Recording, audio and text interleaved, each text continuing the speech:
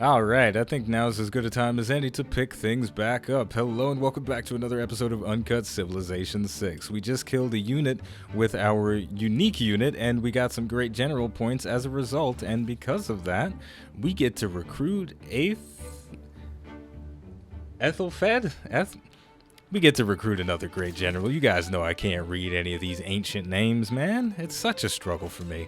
It's the public school system. So we have access to two great generals. Unfortunately, the second great general, is it Aethelfed? Aethelfeld. I think it's Aethelfeld. He's giving us bonuses, bonus combat strength and movement to medieval and Renaissance era units, and we don't have any of those. But he is going to provide a benefit to our unique horseman unit because they gain additional combat strength for adjacent great generals, and that bonus will stack. So if I have Sun Tzu and Aethelfeld next to this horseman unit, he's going to get plus 10 combat strength in addition to the plus 5 that he's getting from Sun Tzu. I mean, we can take a look at it right now. He's getting plus 5 from the Great General and then plus 5 from the Great General, from his unique passive. So there you go. It's a pretty powerful unit. I mean, you can really dominate the early game if you get enough barracks and enough Great General points to just churn them out. What does he have? All right, but yeah, so far though things are going decently well. I'm having some trouble actually being able to maneuver my units around to make use of them. I've got a decent number of units, but they all have to funnel through a very small area, and because of that, they're getting picked off by archers. America has 4 archers clumped together around his city, and that's a big deal. That's a bit of a problem. So I don't think we're not going to really be able to take the city at all. I might just have to declare peace on him, and then I don't even know. I don't even know how I'd end up taking that city in the future because of the way the positioning is. But this is tricky. But we're gonna keep banging our heads against it for a little while because things may change. Things may change. All right, I'm playing a little bit of Tetris right now. If we move this warrior over here, then we can move this warrior, unlink him, move him over here. Then we can move an archer over here. And then we can switch this archer over here, have him rest up, bring this archer over here. Boom, I just did some magical stuff right there. So even within this limited bit of space, I can put in some, I can get my units maneuvered around properly so that they can do things. But this horseman, this Roy, is in kind of a tight spot, but he does have a promotion available. At this point, I have to find a delicate balance of promoting and attacking, because if I just wait around, then my units will die, because they can't outdamage. They can't heal faster than they... The archers deal more damage to me in a single turn than I can heal back. So I have to find a balance of promoting my units, maneuvering them, and actually doing some damage. But thankfully, though, since I now have 2 unique units, I will have a little bit of an easier time managing that. So I'm going to go ahead and give him the rout ability. And this is going to allow him to do additional damage to damaged units. And also, I'm going to bring... Oh, he's linked. I'm going to bring Aethelfeld up into the action, which is going to give my units even more combat strength. If we take a look... Is it working? Yeah, it's working. So there's too many bonuses to fit on one page. This guy is getting plus 15 combat strength from his passive, being next to 2 great generals, and Sun Tzu. So that's pretty damn brolic. We're gonna take over America, folks. And in Riceland, we're gonna build a lighthouse for an additional housing and all the other benefits that it gives. Plus 1 food on all coast tiles for this city. Fish and crabs gain plus 1 food each, and plus 25 experience for all naval units trained in this city. Nice. Right, so far so good. And I think to end up the turn, I'm gonna get to work on Ooh, another trader. I have an extra trade route capacity because of that harbor. On a different note, though, I like the DLCs for Civilization. Oh, and hello, it is Hojo Tekamoon. We have met Japan. I like the DLC for Civilization. It's usually, they usually get mixed reviews on Steam, but the majority of the mixed reviews come from people either A, not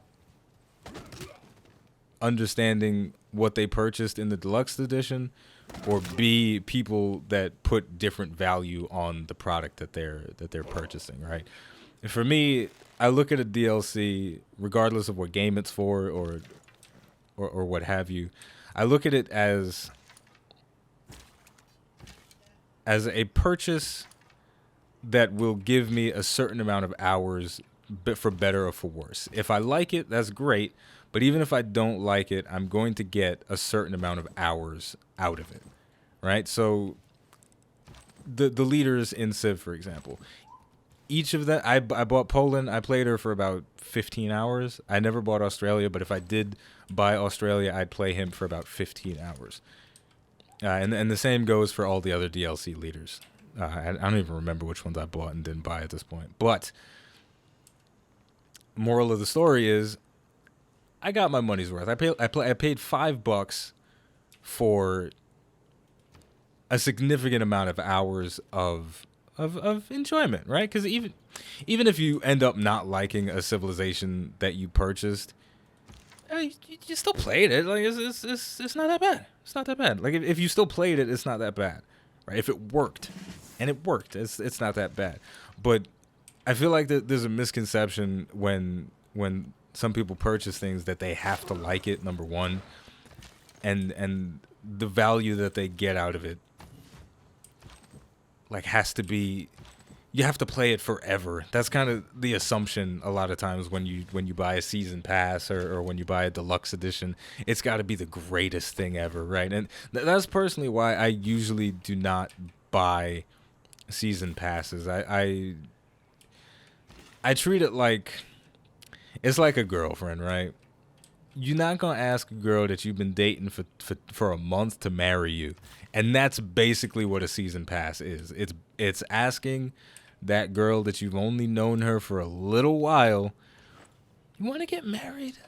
I mean, I know we only went to that one restaurant as a beta test, and it was really fun. It was like one of the greatest experiences I've ever had.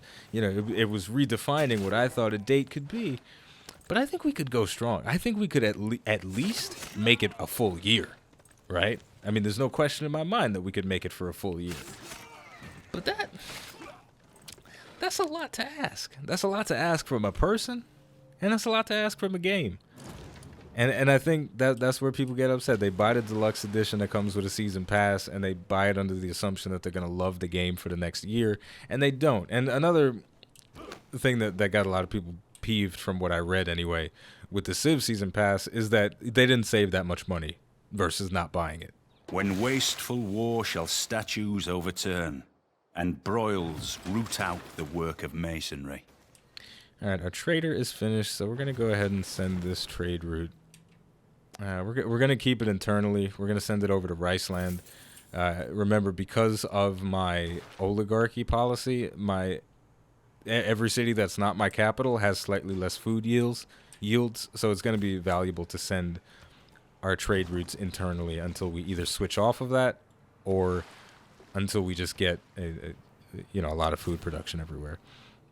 All right, we'll start production on a monument in this city, and then we'll purchase a granary just so we get our housing capacity up, so the city will start to flourish a little bit quicker. And we're actually going to rename this. Joshua in the comments, I got you, man. I got you. Costa de Dire. Costa de Dire? I don't know how to read. Look, if I can't read ancient Greek, you know I can't read whatever Latin American language that is. So we got Costa up in here. Okay, we got a new city. And Joshua, thank you for watching and leaving the comments. And I hope it is Joshua that left that comment. If not, there is going to be a name completely unrelated to the name that I just said flashing on the screen at the moment. Yeah, we'll see what happens. But what next? What next do we research? Yeah, I guess we're not seeing any action from our unique swordsman unit yet. I'm not entirely sure how I'm meant to proceed with this. It'd be a lot easier if I just declare peace.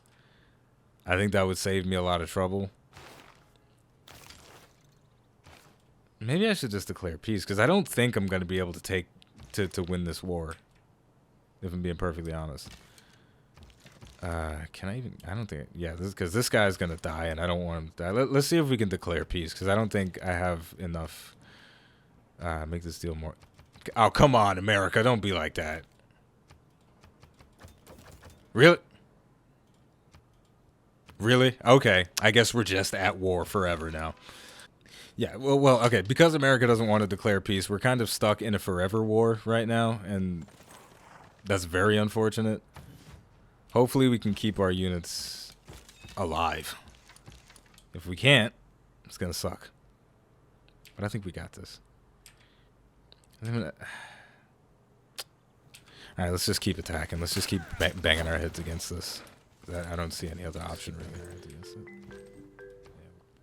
Yeah, so it's basically you're making an investment in something that you can never be 100% sure of, right? You can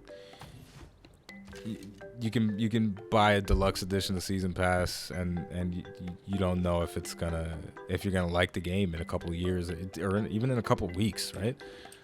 But the bigger problem is if you don't save as much money as you're expecting to save, right? With the Civ DLC, with the Civ Deluxe Edition, you get the game soundtrack and you save $5 on all the downloadable content. So it's a total savings of about $25. I'm assuming right now that the game soundtrack only costs I'm assuming that the game soundtrack costs $20. That's a pretty safe assumption. So you save $25, but the thing is, not everybody really cares about the soundtrack, number one. And so if you don't care about the soundtrack, you only save $5 on buying the new leaders as they come out, which is not that much. And I think we're going to lose this horseman here. He just needs probably one more shot before he gets taken out. Is he going to die? Please don't die. He's not going to die. Look at that. Silly America. You should have killed my horseman. So yeah, it's not the greatest savings, and people get mad about that, so they give it bad reviews. But it's ultimately... The Civ DLCs are fine. They're a lot of fun. They add a set amount of hours to the game, or they could add an infinite number of hours if you really like the leaders that come out. So it's all in all, it's a worthwhile purchase. And this horseman, I'm gonna keep him fortified, and hopefully that will bolster his defenses enough to keep him alive. And now that we've finished our harbor, we can shift back over to military production from Riceland, but I'm still in such a tight spot because of the positioning. I can't get to America's units to really stop them the way I want to. I guess I'll build a battering ram, and then I'll try and make an aggressive play. Because if I can clear out these 3 archers right here, I could probably take the city in like 2 turns with a battering ram. So that's what we're gonna do. That's what we're gonna do. So yeah, that's the one lesson that I can give you is, if you're gonna buy a deluxe edition, then just accept that you are spending more for something that you might not like in the future. That's the safest way to do it, because you might not like it. You might love it. You might never want to stop playing the game. Or you buy it, the first DLC come out, it's whack, and then you feel like shit for spending $60 on spending $80 on a $60 game. So, you know, you win some, you lose some. Hopefully you win more than you lose. That's all there is to it. And with the way the gaming industry is nowadays, you never know what you're gonna get, right? Mass Effect Andromeda coming out, and don't nobody like that. And Japan better not try and convert my cities. You best believe I will destroy him if he does that. We're not having that. We are not having that. Okay. So yeah, you never know what you're gonna get with these game companies anymore, man.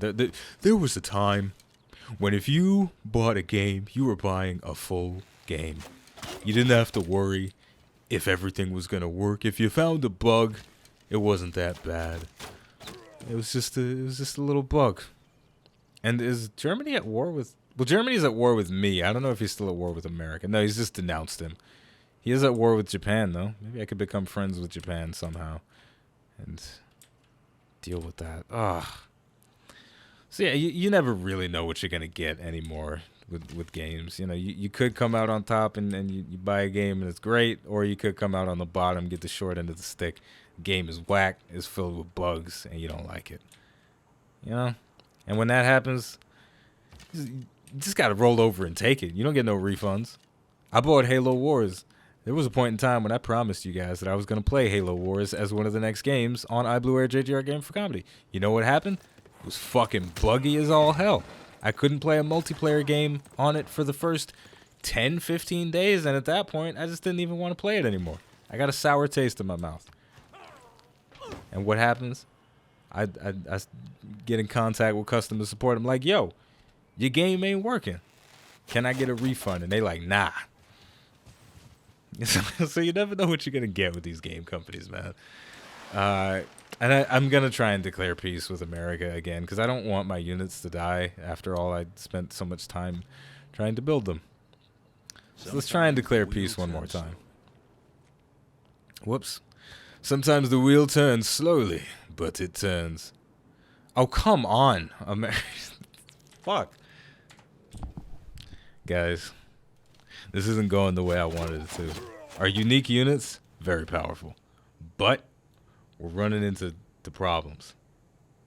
We're running into problems because Teddy Roosevelt, he's got too much power. No one man should have as much power as Teddy Roosevelt has. All right, the man's out of control. And if we don't got this, we can try. We can sure as hell try to get this. All right. Sun Tzu is going to lead us to victory. Insert famous quote from Sun Tzu about overpowering your enemy with multiple horses here, because we got this. So we're going to take a little bit of a break, and when we come back, we're going to continue with this war with America. I may skip over some of it just because I'm not even sure if I can do it, and I don't want you guys to watch me banging my head against this too much. We may as well have a little bit of progress made the next time we come back. But either way, whatever happens, we're not gonna lose. That's all I'm gonna say. That's all I'm gonna say. So as always, the name of the game, Civilization 6. The name of the channel is iBluairJgR Game for Comedy. If you buy a deluxe edition, make sure you're comfortable with spending extra money, and I'll see you next time.